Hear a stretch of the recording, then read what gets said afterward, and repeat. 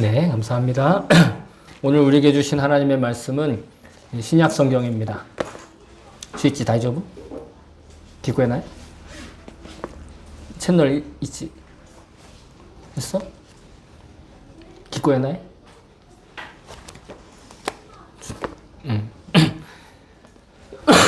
신약 성경 요한일서 3장 1절부터 7절까지 말씀입니다. 제가 가지고 있는 성경은 약 449페이지 정도에 있습니다. 요한일서 3장 1절에서 7절입니다. 이걸 가져와 보세요.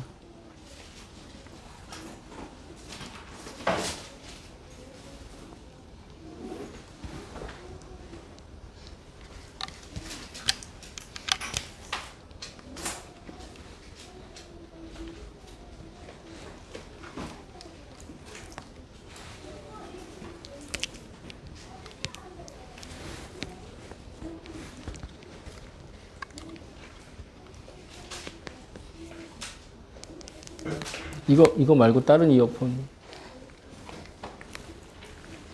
이어폰을 바꾸라고. 저기 우리 가지고 있는 이어폰으로 하세요. 네, 요한일서 3장 1절부터 7절까지 말씀. 네, 찾으신 분들은 자리에서 일어서 주시기 바랍니다. 기계를 바꾸지 말고 이어폰을 바꾸시면 돼요. 이어폰.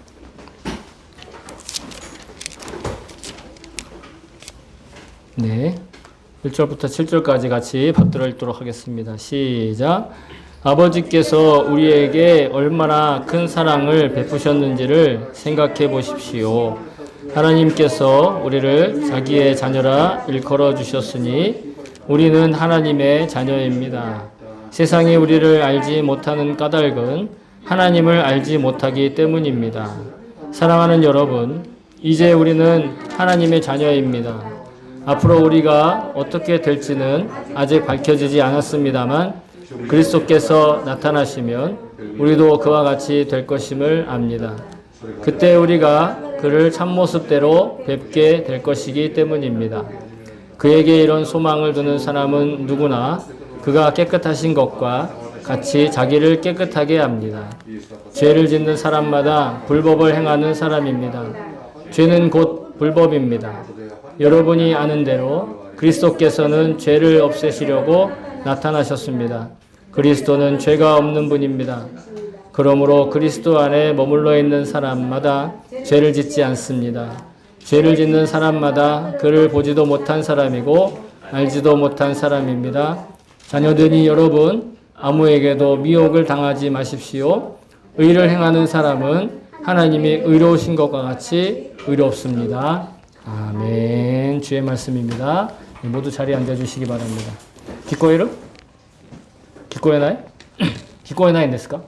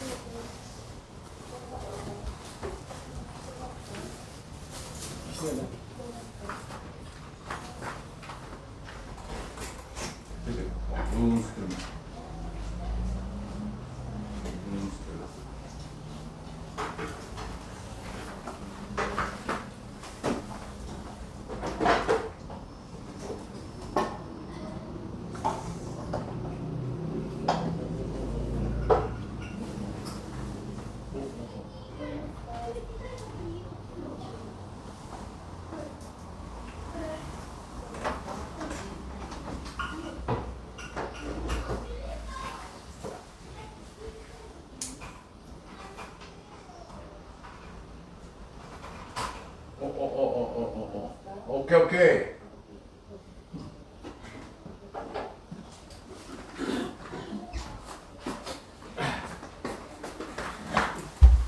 네, 죄송합니다. 네, 확인을 안 했으면 못 들으실 수 있으니까 좀 에피소드가 있더라도 얘기해 주시기 바랍니다. 네, 우리 설교를 위해서 잠깐 기도할까요? 기도하겠습니다. 네, 참 좋으신 하나님 아버지 감사합니다. 오늘 이 시간 주님께서 예비하신 이 귀한 약속의 말씀 듣기 위해 주의 사랑하는 백성들이 이 자리에 모였습니다. 주님, 이들에게 더욱 각별한 은혜를 주시길 원합니다. 주의 말씀에 귀 기울인 자들에게 정말 주님께서 들려주시고자 하는 놀라운 약속의 말씀이 분명히 귀에 들려지게 하여 주시옵소서. 그래서 하나님께서 원하시고 하나님께서 기뻐하시는 그런 삶을 능히 살아갈 수 있는, 또 하나님께서 약속하신 놀라운 풍성한 열매가 가득한 그런 인생으로 살아갈 수 있도록 주님 도와주시고 역사하여 주시옵소서. 사람의 말로 전하지만 하나님의 음성으로 들을 수 있는 그런 귀한 시간 되길 원하오며, 모든 말씀 우리 주 예수 그리스도 이름으로 간절히 기도하옵나이다. 아멘. 아멘. 할렐루야. 아멘. 주의 이름을 찬송합니다. 죄송합니다. 우리가 지난 주일은 부활하신 예수님과 함께 동행하는 자들의 매력에 대해서 나누었습니다. 예수님과 함께 동행하는 자들의 매력이란 바로 자신의 소유나 혹은 성공이나 성취의 결과에 마음 뺏기지 않고 또 집착하지 않는 그런 넉넉한 모습으로 살아가는, 그럼에도 불구하고 기쁨으로 감사함으로 살아가는 그런 모습들, 그것이 바로 우리의 진정한 매력이다. 나의 어떠한 외적인 것들을 꾸미거나 나의 어떤 눈에 보이는 결과들을 보임으로 말미암아서 사람들한테 끄는 매력이 아니라 오히려 그 모든 것들에서 집착함을 버려지는, 그 집착하지 않고 주님 나라를 소망하는 그런 모습으로 참된 매력을 발산하는 그런 삶이 바로 예수 그리스도와 함께 동행하는 삶의 매력이다 말씀을 나누었습니다. 그 매력적인 존재가 오늘 어떠한 존재감으로 이 땅을 살아가게 되는지, 그리스도인의 존재감에 대해서 오늘 함께 주의 말씀을 나누려고 합니다. 그리스도인들의 존재감이란 바로 예수 그리스도, 부활하신 예수 그리스도와 함께 동행하며 살아가는, 그리고 주님을 바라볼 때 진정한 자신의 존재감을 체감할 수 있는, 매력은 남들이 느끼는 것이지만 존재감은 자기 스스로를 지키기 위해서 자기에게 느껴지는 그런 능력인 것을 믿습니다. 저와 여러분이 이미 우리와 함께 동행하고 계시는 주님을 실감나게 체감하고 또 경험할 수 있기를 주의 이름으로 축복합니다. 아멘. 아멘. 자, 여러분은 사자후라는 단어를 들어보신 적이 있을 거예요. 사자의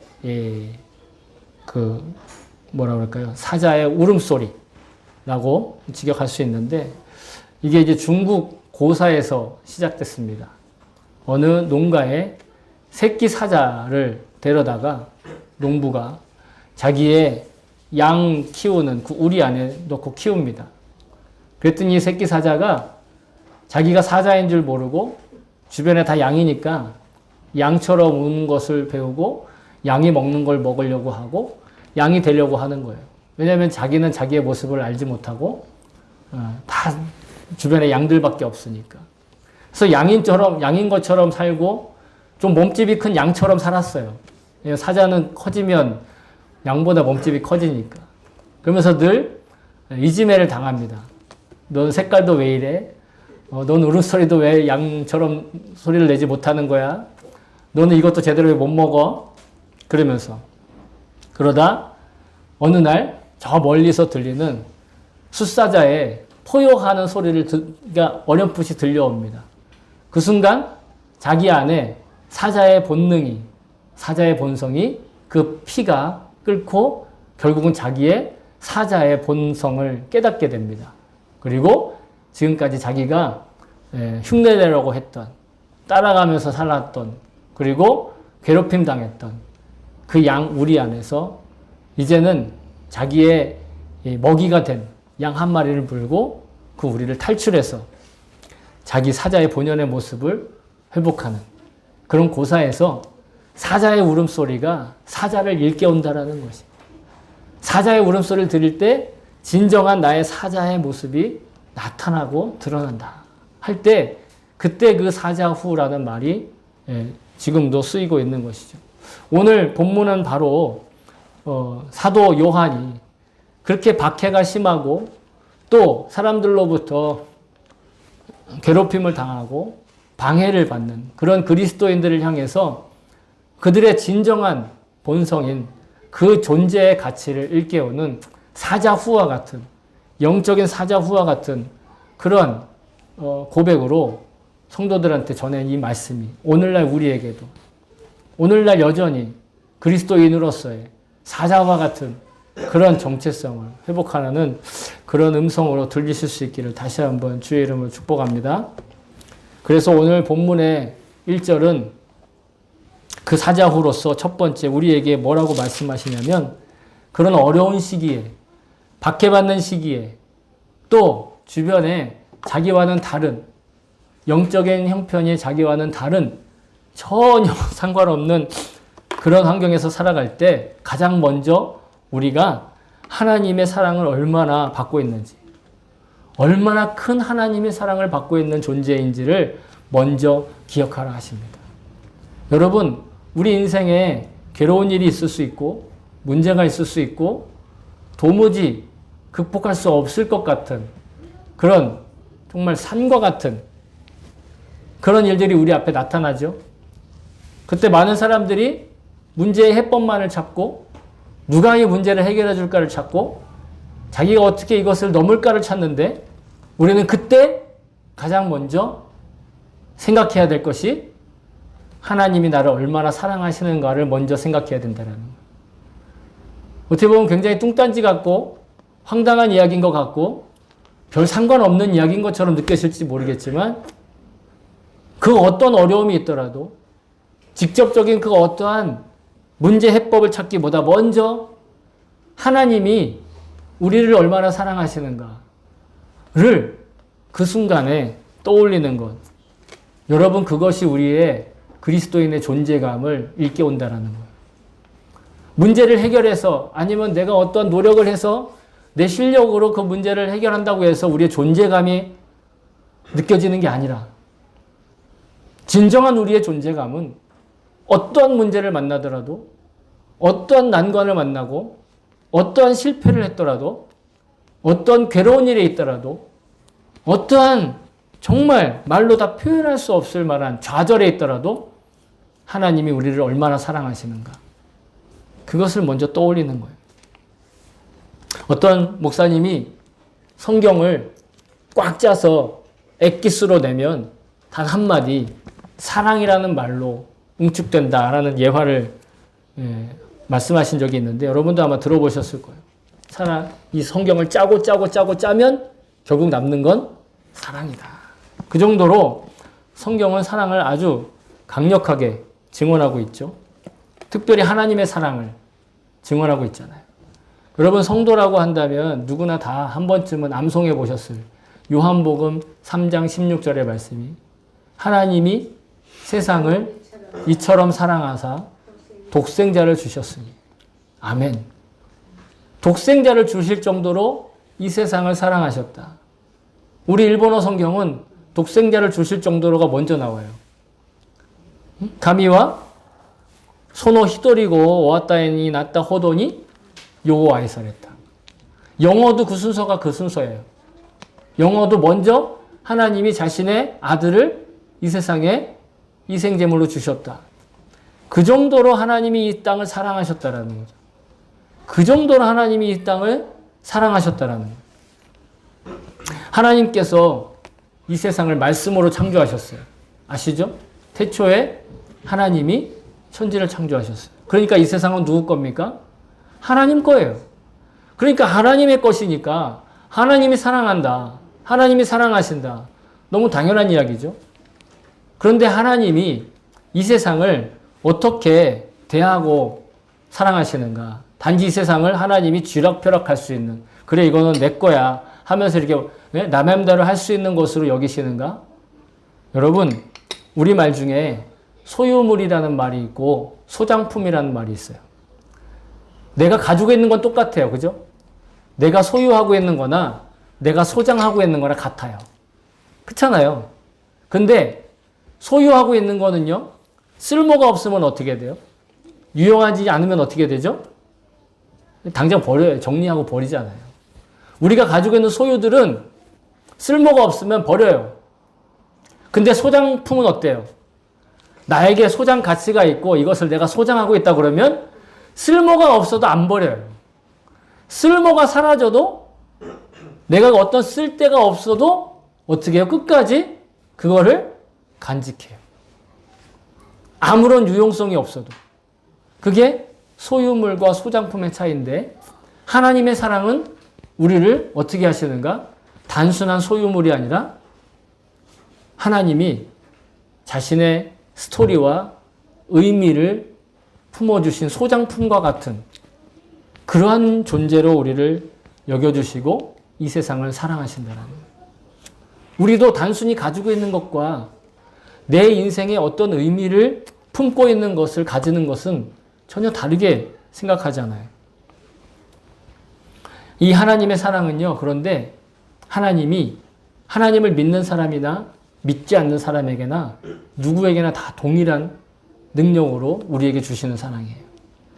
만약에 하나님이 하나님을 믿는 사람만 사랑하시고 하나님을 믿지 않는 사람들은 미워하신다면 여러분 우리의 복음은요. 반쪽짜리 복음이고 완벽하지 않은 복음이고 단순한 종교의 교리에 불과해요. 만약에 하나님의 사랑이 믿지 않는 사람들은 사랑하지 않고 믿는 사람들만 사랑하는 그런 사랑이라고 한다면 우리가 만약에 하나님이 하나님을 사랑하는 사람만 사랑한다고 한다면 전도하지 않아도 돼요. 그죠? 굳이 전도할 필요가 없어요. 왜? 저 사람 하나님이 굳이 사랑하지 않는데 내가 하나님의 사랑을 믿읍시다 하고 굳이 내가 왜 가서 그렇게 어려운 일을 하겠어요. 그런데 하나님의 사랑을 알지 못하는 사람에게 하나님의 사랑을 전해서 하나님이 믿는 사람이든 믿지 않는 사람들이든 모두 다 사랑한다라는 것을 알려주는 건 그건 내가 하나님을 사랑하기 때문에 할 수 있는 일이 되는 거예요. 그러니까 전도는 사람을 끌어모으는 일이 아니라 나를 사랑하신 사람을 나를 사랑하신 하나님의 사랑을 알고 그 하나님의 사랑을 누군가에게 함께 전하는 것. 그 사람이 그 사랑을 믿든지 믿지 않든지 상관없이. 그게 전도라는 거예요. 하나님께서 우리에게 주시는 사랑의 이 저력을 우리는 올바로 알고 있어요. 그러니까 우리가 누군가를 전도하겠다고 할 때는 그 하나님의 사랑을 먼저 생각해야 되는 거예요. 하나님이 나를 얼마나 사랑하셨는가를 생각하면 되는 거죠. 많은 사람들이 하나님의 사랑을 자기 아들을 주실 정도로 사랑했다고 하면 꼭 이렇게 오해하는 사람도 있어요. 어떻게 자기 아들을 죽일 정도로 하나님을 세상을 사랑하는가? 그게 가능한가? 이렇게 얘기를 하거든요. 하나님은 잔인하신 분인가? 하나님은 그 정도로 잔인한 분인가? 이렇게 의문을 품는 사람도 오해하는 사람도 있습니다. 근데 로마서 8장은 이렇게 얘기하고 있죠. 자기 아들을 아끼지 아니하시고 우리 모든 사람을 위하여 내주신 이가 어찌 그 아들과 함께 모든 것을 우리에게 주시지 아니하겠느냐. 방점은 어디에 있느냐면 하나님이 자기 아들을 줬다라는 것이 아니라 그 정도로 하나님이 이 세상을 사랑하시니 우리에게 그 어떤 것을 주시지 않겠느냐. 아니 자기 아들까지 주신 그 하나님이 우리에게 주시지 못할 게 뭐가 있느냐라고 반문하는 거예요. 그런 측면에서 하나님께서 이 세상을 사랑하실 때 자기 아들을 주셨다라는 건 사실은요. 자기 자신을 내어주신 거와 마찬가지인 거예요. 하나님이 자기 아들을 내어주실 정도로 이 세상을 사랑하셨다라는 건 실은 하나님이 자기 자신을 이 세상을 사랑하는 그 정도를 자기를 내어주는 것으로 보여주셨다는 자기 스스로 제물이 되셨다는 자기 아들을 그냥 죽는 걸로 그냥 아이고 내 아들 죽는구나 그냥 가슴이 아프네 이 정도가 아니라 자기가 함께 죽는 거예요. 실은 하나님은 그 자리에서 함께 죽으셨다라는 거예요. 이게 놀라운 신비이긴 하지만 천국 가면 하나님께서 이해하게 해주시겠죠? 그러나 우리는 이것을 이해하는 것이 아니에요. 그 정도로 하나님이 우리를 사랑하셨다라는 걸 기억하라는 거예요. 왜? 우리의 어려움이 있을 때, 박해가 있을 때, 미움을 당할 때, 또 좌절당할 때, 그리고 내가 원치 않는 일에 내가 휘말리게 되었을 때, 그리고 그리스도인이라는 이유만으로 손해를 봐야 할 때, 그때 무엇을 기억하라는 겁니까? 하나님이 자기 아들을 주실 정도로 나를 사랑하셨다라는 걸 그때 떠올리라는 거예요. 그 하나님의 사랑을 기억해야만 어떤 존재감, 그리스도인의 존재감을 분명히 내가 알 수 있게 된다는 것이죠. 다른 어떤 것으로 우리가 다른 어떤 것으로 나의 존재감을 확인할 수 없다라는 거예요. 내가 하나님한테 이것도 받았고 저것도 받았고 이것도 감사하고 저것도 감사해야지. 그것도 참 대단한 믿음이긴 하지만 그것보다는 하나님께서 나를 어떻게 사랑하셨는가가 나의 어려움을, 나의 좌절을, 나의 이 고통을 이겨낼 수 있는 유일한 힘이 된다는 것이죠. 하나님이 직접 우리의 고통을 체감하고 계신다는 거예요. 그래야 하나님의 사랑이 자기 아들을 주셨는데 잘 들으세요. 하나님의 아들과 하나님은 동일한 분이세요. 그러니까 하나님의 아들을 주셨다라는 건 하나님 자기를 내어주셨다라는 거예요. 그 말은 내가 고통을 겪을 때 네 고통을 하나님도 함께 경험하고 계신다라는 그 말씀을 드리려는 거예요. 그 정도로 우리를 사랑하셨다라는 거예요. 우리는 내가 고통스러울 때, 내가 좌절할 때, 내가 낙심할 때, 문제를 만날 때 왜 하나님 나에게 이렇게 내버려 두시나? 왜 하나님 나한테 이걸 해결하지 않으시나? 이렇게 반문할 때가 있잖아요. 그런 일이 있을 수 있잖아요. 그때 우리가 기억해야 될 건 하나님이 그 고통 가운데 함께 계신다는 거예요. 하나님이 그 좌절 가운데 함께 계신다는 거예요. 하나님이 그 문제투성이 가운데 나를 그냥 내버려 두시지 않고 함께 계신다는 거예요. 그래서 히브리서 4장 15절은 이렇게 고백하고 있어요. 우리에게 있는 대제사장은 우리의 연약함을 동정하시지 못할 이가 아니요 모든 일에 우리와 똑같이 시험을 받으신 이로되 죄는 없으시니라. 나랑 똑같이 시험을 받았다라는 건 나랑 그 똑같은 고통 속에 함께 체감하셨다라는 거예요. 예수님이 육신을 입고 이 땅에 태어나셨잖아요. 아기가 되어서 이 땅에 태어나셨잖아요. 청소년기를 겪으시고 청년의 때를 지나서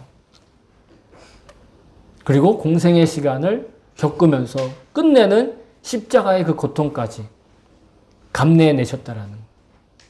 우리 가운데 십자가에 달릴 정도로 고통스러운 사람 아마 별로 없을걸요.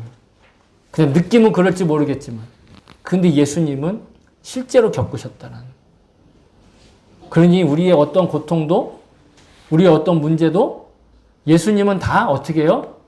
이해 정도가 아니라 같이 느끼실 수 있는 분이라는 여기서 동정하지 못하실이라고 이렇게 표현되어 있지만 원어로 보면 우리와 같이 느끼셨다라는 그러니까 여러분 어떤 고통이 있을 때 어떤 문제가 생겼을 때 하나님의 사랑을 떠올린다라는 건 그냥 하나님이 그냥 기적을 이렇게 뚝딱 뭔가를 이렇게 해주시는 그런 분 정도가 아니라 그 고통에 그 문제에 지금 함께 나와 같이 계신다. 임재하여 계신다.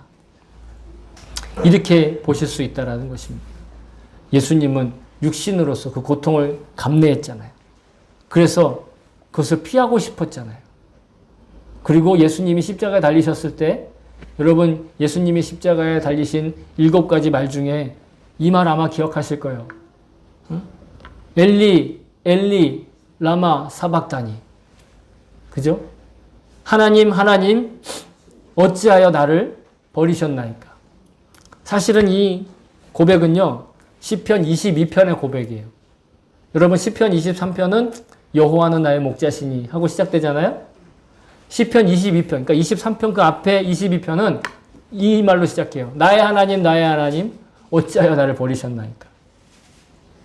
하나님께 버릴 받을 정도의 그런 고통을 예수님도 경험하셨다라는 거예요. 그러니까 그런 상황에 닥쳤을 때, 우리가 그러한 어려움에 닥쳤을 때, 고통 가운데 있을 때 가장 먼저 뭘 생각한다?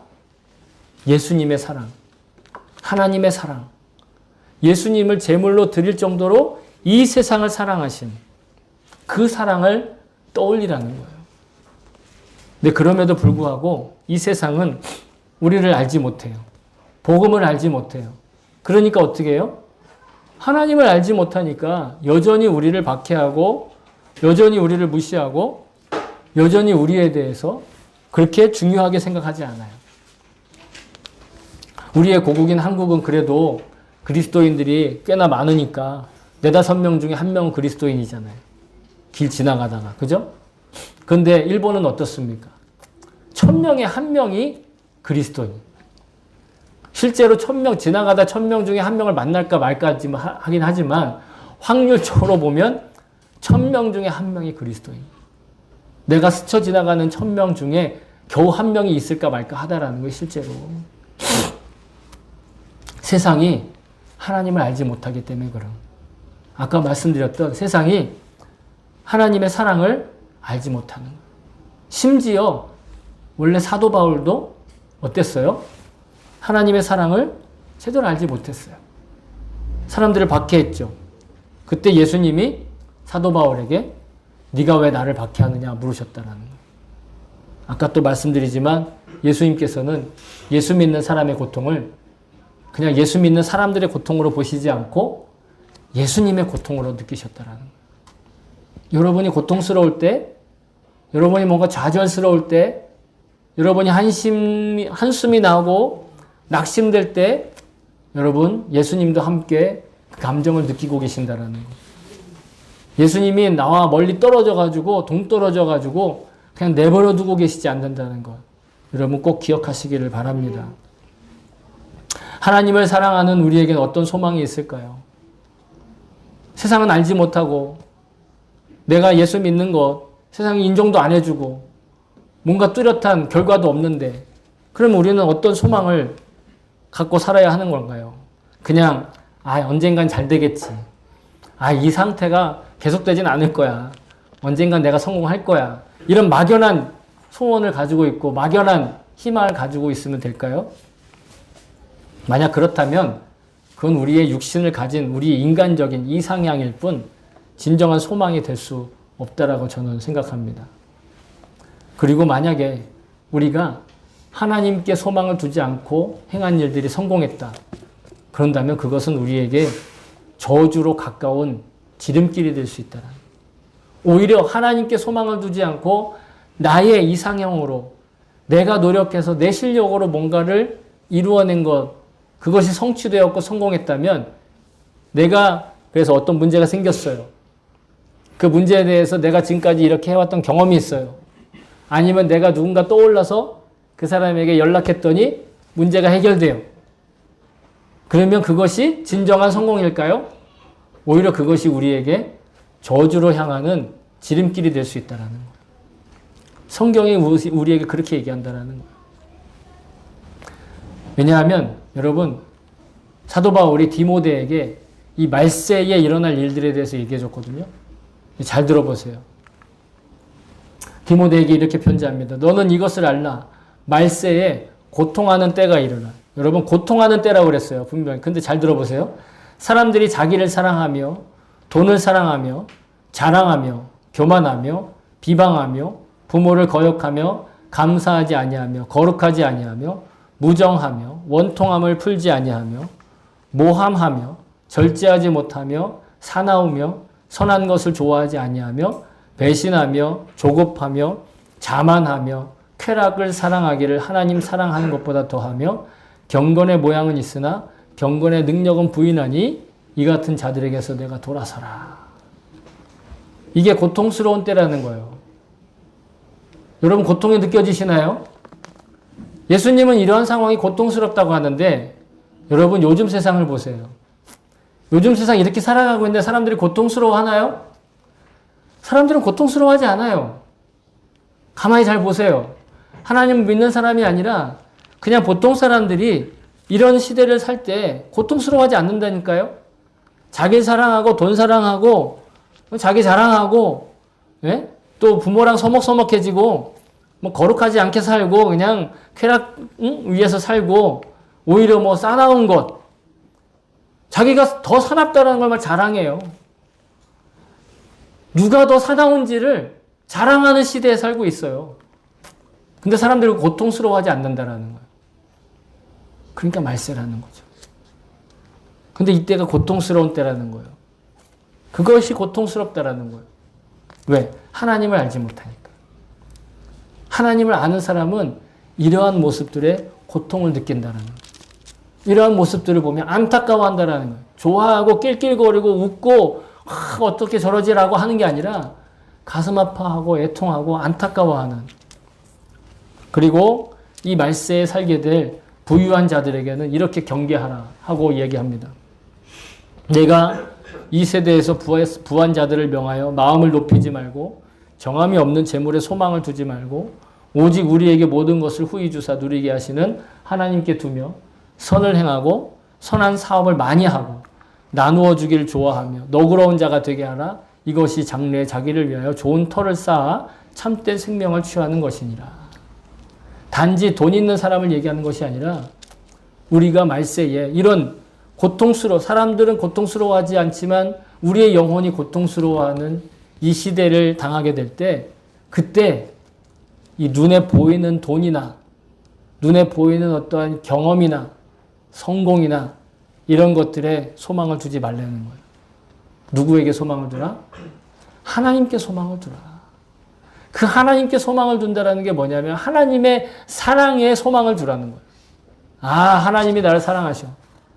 그렇지. 내가 이렇게 낙심해도 좌절해도 실패해도 환경이 좋지 않고 뭐 되는 일이 하나도 없고 뭐 일은 하나도 잘 풀리지 않아도 그럼에도 불구하고 하나님은 나를 사랑하시지. 그럼에도 불구하고 예수님이 이미 나를 위해 십자가의 고통으로 나를 건져내셨지. 이걸 기억하고 거기에 소망을 두라는 거예요. 거기에 소망을 둘 때에야만 비로소 우리의 재산도 의미가 있어지고 우리의 소유도 의미가 있고 우리의 관계도 의미가 있다는 거예요. 만약 그렇지 않고 내 편한 대로 내 마음대로 내 소유와 관계와 또 내가 가지고 있는 모든 것들이 정돈된다면 오히려 그것이 나에게 저주를 끌어오는 그런 계기가 될 수 있다는 것이죠. 본문 1절에 보면 우리가 하나님의 자녀라고 얘기하고 있고 또 2절에도 보면 우리가 하나님의 자녀가 된다라고 얘기를 하고 있어요. 그죠? 우리가 하나님의 자녀라고 얘기하고 있고 하나님의 자녀가 된다. 이렇게 얘기하고 있는데 우리는 하나님의 은혜로 말미암아서 신분이 변화됐죠. 근데 그 신분이 변화됐는데 그 신분이 변화된 모습대로 잘 살고 있느냐 하면 여러분 꼭 그렇지 않을 때가 있죠. 그러니까 나는 하나님의 자녀래. 성경은 내한테 하나님의 자녀라고 얘기를 해요. 그런데 현실에서 나를 모습을 보면 어때요? 나의 존재감은 어때요? 하나님의 자녀처럼 느껴지지 않는 거예요. 왜일까요? 왜일까? 문제는 우리가 자라나려고 해야 된다는 거예요. 성장해야 된다는 거예요. 매일 하루에 하루만큼씩 자녀로서의 모습을 배우고 쌓고 성장해 나아가야 된다는 거예요. 그래야 내가 하나님의 자녀인 것을 스스로 알고 스스로 체감하고 그 존재감을 느낄 수 있다는 거예요. 그렇지 않고 그냥 하나님의 자녀래. 교리만 알고 그냥 이걸 그런가 보다 하고 덮어두면 그러면 우리는 세상에 아까 말했던 사자가 아니라 주변의 양들 되지 못해 안다라는 지는 사자인데 양들 되려고 애쓰는 그런 모습으로 살게 되는 거예요. 신분이 변화되는 것과 그 신분에 합당한 환경을 체감하는 건 다르다. 전 그렇게 생각을 합니다. 1절과 2절의 뉘앙스가 다른 이유가 거기 있죠. 요한복음 1장 12절에 뭐라고 얘기하고 있습니까? 영접하는 자 곧 그 이름을 믿는 자들에게는 하나님의 자녀가 되는 권세를 주셨으니. 여러분 예수 그리스도를 구세주로 고백합니까? 아멘이십니까? 그런 거듭난 하나님의 자녀입니다. 하나님의 자녀인데 그 하나님의 자녀답게 살고 하나님의 자녀가 누리는 권세를 여러분 누리실 수 있길 바랍니다. 그러려면 내가 자라나야 돼요. 왜냐하면 보세요. 아기가 태어났어요. 아기가 막 태어났단 말이에요. 근데 아기 막 태어난 거 보고 아이고 이거 인간이 덜 됐네. 그렇습니까?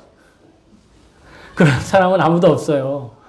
아기가 태어나면 보세요. 걔는요.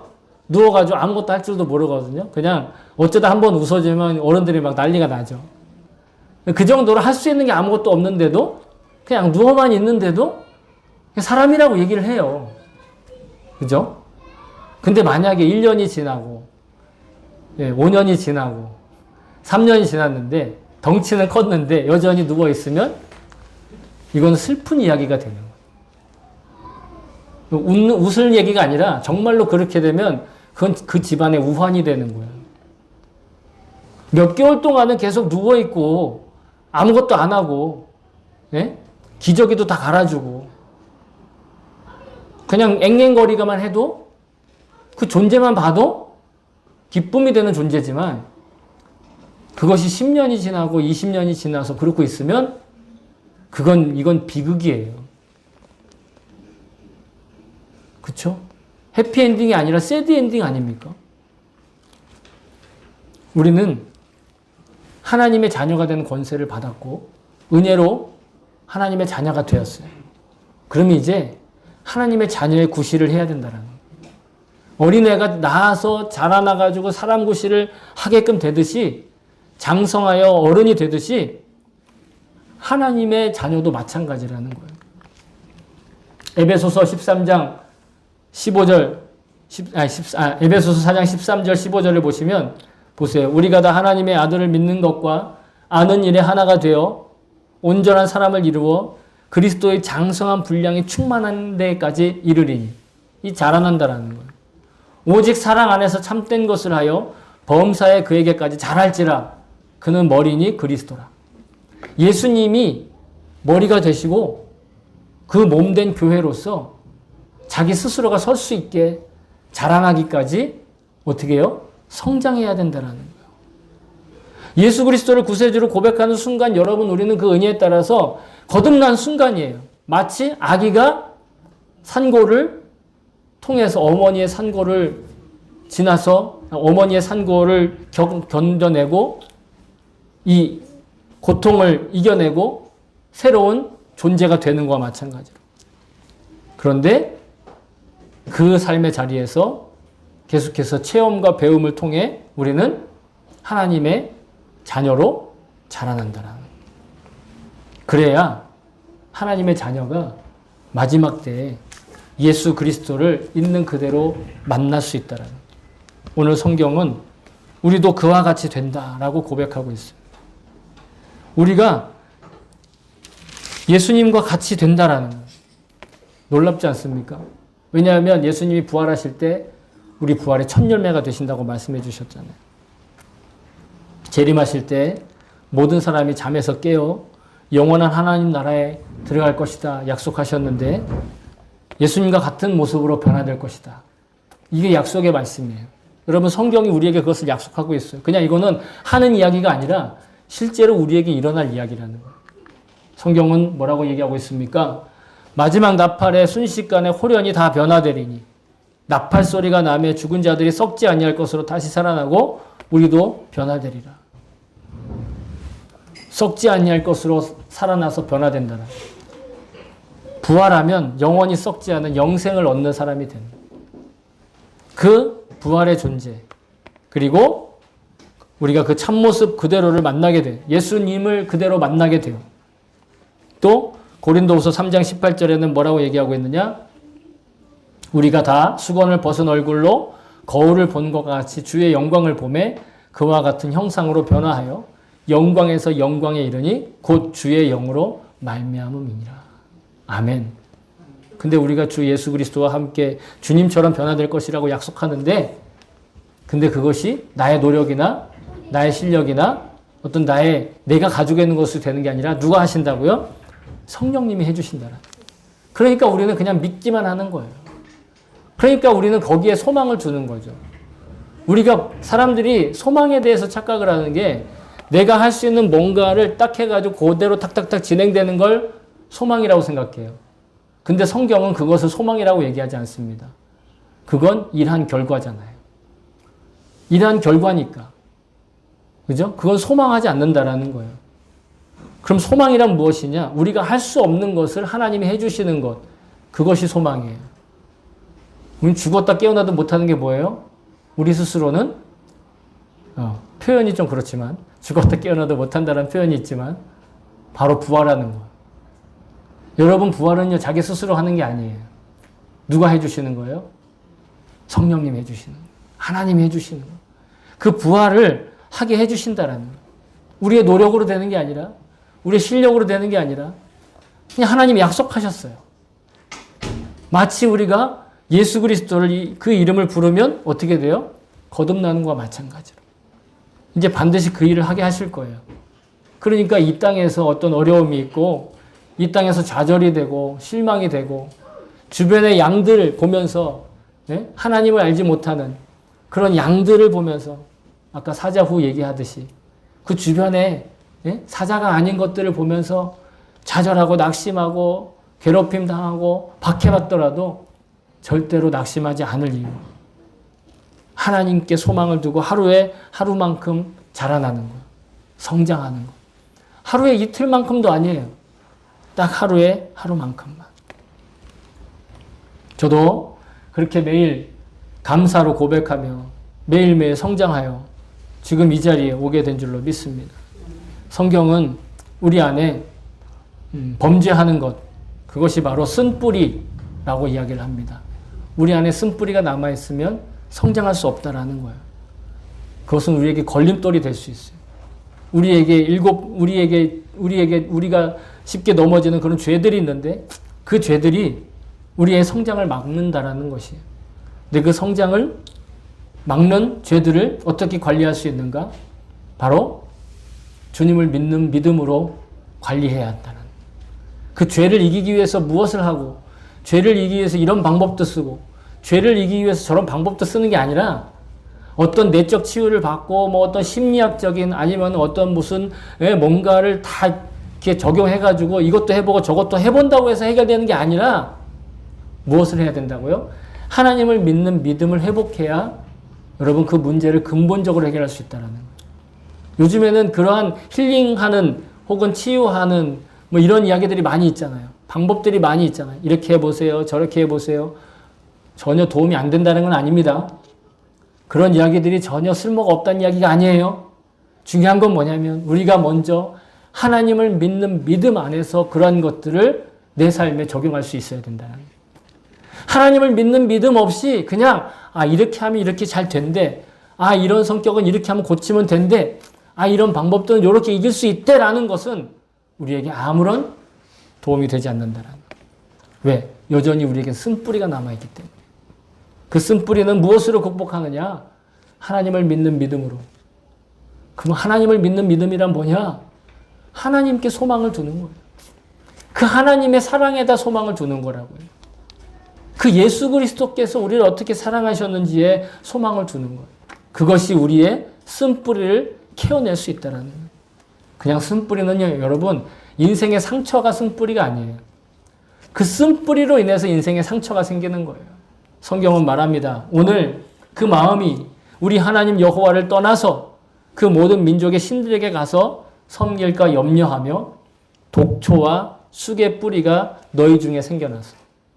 독초와 쑥의 뿌리가 우리 중에 생겨나는 것, 그게 바로 믿음에 대한 걸림돌이 된다는 거예요. 그 믿음에 대한 걸림돌은 하나님을 소망하는 마음으로만 뽑아낼 수 있다는 거예요. 그래야 어렸을 때의 상처, 인간관계의 상처, 그리고 실패했을 때의 상처, 또 내가 가지고 있는 모든 문제들과 괴로움의 그 상처로부터 나 스스로를 치유할 수 있다는 거예요. 나 스스로 이겨낼 수 있다는 거예요. 그 모든 근본은 어디에 소망을 둘 때? 하나님의 사랑에 소망을 둘 때. 여러분, 방법들, 또 경험들, 지식들, 소유들, 그런 것들로 다 활용할 수 있을지 모르겠지만 하나님께 대한 소망이 없이 그런 것들을 우리가 관리할 수 없다라는 거예요. 하나님께 대한 소망이 없으면 아무리 좋은 수단이 있어도 다 허무한 것으로 사라져버리고 그런 모습으로 좌절을 하게 된다라는 것입니다. 사랑하는 성도 여러분, 성도의 존재감이란 먼저 사자후와 같은 그 복음을 들음으로써 시작되는 것입니다.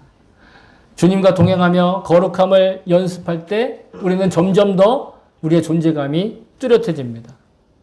이것은 죄를 없애기 위한 어떤 수행이나 도를 닦는 실력을 닦는 과정이 아닙니다. 먼저 우리를 사랑하신 그 하나님의 사랑이 어떤 가치가 있는지를 뚜렷하게 알아야 됩니다. 그리고 그 가치를 지키시기 위해서 어떤 희생을 치르셨는지를 기억하는 거예요. 그래서 이름만으로 하나님의 자녀였던 우리가 지금 명실상부한 하나님의 자녀로 자라나고 있는 것입니다. 하나님의 자녀로 사는 그 생활을 실습하고 연습하고 배우고 있는 것이에요. 매 주일 주님 앞에 나와 예배를 드려야 여러분 그 은혜를 식별할 수 있어요. 또 저 교회 문을 나설 때부터 자기 일상에서 본격적인 실습이 시작되고 있음을 그걸 기억해야 돼요. 매일 아침 우리에게 주시는 하루만큼의 삶은 주님의 성령님과 동행하는 하루만큼의 기회인 것을 저는 믿습니다. 그리고 우리가 마지막 날에 부활의 모습으로 우리를 변화시키실 그 주님의 약속을 여러분 기대하며 살아야 돼요. 다른 어떤 것을 기대하기보다 부활 때 나를 회복시키실 주님의 약속을 기대하는.